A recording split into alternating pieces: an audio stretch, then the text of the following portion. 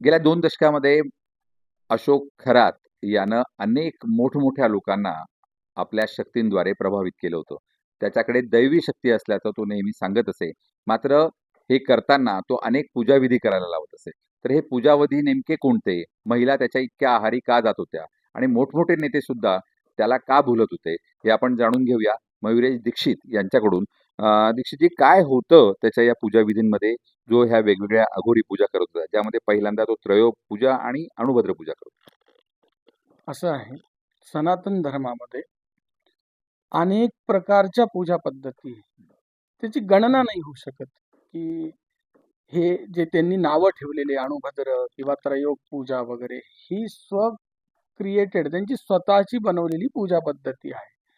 ते जे काही करता, हा त्याला त्यांनी आधार काही तंत्रग्रंथांचा, शास्त्रांचा, काही जुन्या ऐकीव गोष्टींचा, ज्या आपण लहानपणी ऐकल्या असतील, किंवा हे असं रिंगण करणं, पूर्वीच्या काळी असं ऐकलं जायचं, स्मशानामध्ये जायचं, रिंगण करायचं, ह्या सगळ्या गोष्टी त्यांनी त्याच्यामध्ये घेतल्या आणि कुठेतरी सनातन धर्माला बदनाम करायचं कृत्य त्यांनी केलेलं आहे. त्याच सोबत ज्या त्याच्याबरोबर असणाऱ्या ज्या स्त्रिया आहेत, त्या पण तितक्याच दोषी आहेत, ज्यांनी त्याच्या या कृत्याला समर्थन केलं. तो जे करत असताना जर त्याच वेळेला एखाद्या जरी स्त्रीनी त्याला अडवलं असतं, तर त्यावेळेस ही घटना एवढ्या पुढे गेल्या नसत्या. आणि त्याचं तर सोडा, म्हणजे महाराष्ट्राच्या राजकारणामधलं एवढं मोठं नाव रुपालीताई चाकणकर, ज्या 2 दिवस आधी म्हणतात की लग्नाच्या व्यवस्थेमध्ये तुम्ही आपल्या मुलीला संविधान द्या, पोथ्या पुराण याच्याने तुमचं भलं होणार नाही, तर संविधानाने भलं होईल. आणि त्यांचंच मोठं भलं थोरात बाबांकडून होत होतं, हे आज उघडकीस आलेलं आहे. तर या अशा सगळ्या लोकांमुळे त्याला प्रोत्साहन मिळालं, हे असे कृत्य करायला. पण त्यामध्ये तो असं म्हणायचा, की कामाख्या देवीची पूजा करायची आणि त्यानंतर तिथं घेऊन जायचा गुवाहाटीला. गुवाहाटीला जी योनी पूजा म्हणून तिथं हे असते ती करायची. तर यानंतर तो त्या महिलांना भरीस पाडत होता, की तुमची सुद्धा अशीच पूजा करावी लागेल. तर तुम्हाला काय वाटतं, अघोरी पूजांमध्ये अशा काही पूजा आहेत कामाख्या देवीच्या याच्यामध्ये? हे बघा, अनेको संप्रदायांमध्ये कौल मार्गामध्ये, याला कौल मार्ग म्हणतात, याला वामाचार म्हणतात, पंचमकारामध्ये अशा पूजा पद्धती आघोरी लोकांमध्ये आहेत. गृहस्थी मनुष्य धर्मपत्नीशिवाय दुसऱ्या पत्नीबरोबर ही पूजा करू शकत नाही, हे निश्चित तुम्हाला प्रमाणासह सिद्ध होऊ शकतं. पण खरात ही व्यक्ती त्या लेवलची आहे का, की ते हे जे पूजा पद्धती करत होते? दुसरी गोष्ट, ते परस्त्री बरोबर करत होते. परस्त्री गमन हे सनातन धर्मामध्ये मान्यच नाही. बरोबर, आपल्या सनातन धर्मामध्ये डायव्होर्स सिस्टम आहे का? नाही. फारकत होऊ शकत नाही. एकदा पाणी ग्रहण केलं की तीच पत्नी तुमची 7 जन्मासाठी असू शकते, असं आपल्या सनातन धर्म. तर हे जे काही त्यांनी स्त्रियांसोबत कृत्य केलेलं आहे, सरासर चुकीचं. आणि याला अघोर म्हणून बदनाम करण्याचा कुठल्याही लोकांनी प्रयत्न करू नये. अघोर परंपरेमध्ये अशी कृत्य नाही. ती धर्मपत्नी बरोबर आपण उपासना करू शकतो, पण अशा प्रकारची नाही. त्याला मुद्रा म्हणतात. पंचमकारामध्ये मद्य, मांस, मैथून या सगळ्या गोष्टी सांगितलेल्या आहे. तर त्याचा पुढचा अंग आहे तो मुद्रा. तर मुद्रा म्हणजे काय?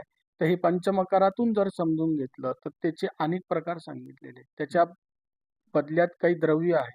धर्मपत्नी सोबत करायची कृत्य आहेत. सनातन धर्मामध्ये विवाह संस्कार हा अत्यंत मोठा आहे.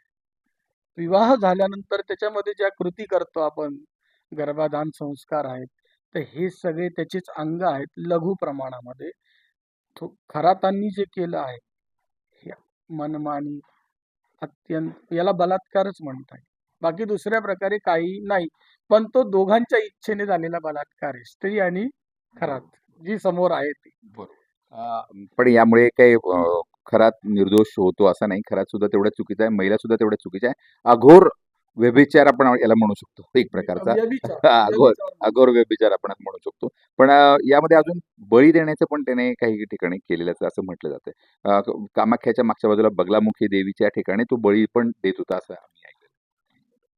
कामाख्येला, कामाख्येचं तुमच्या माहितीसाठी सांगतोय, की भगवतीच्या कृपेने आज तुम्ही ही माहिती घेतात. कामाख्या हे अर्धपीठ त्र्यंबकेश्वरचं आहे. त्र्यंबकेश्वर इथे नील पर्वतावर जी रेणुका माता आहे तिचंच अर्धपीठ कामाख्या आहे.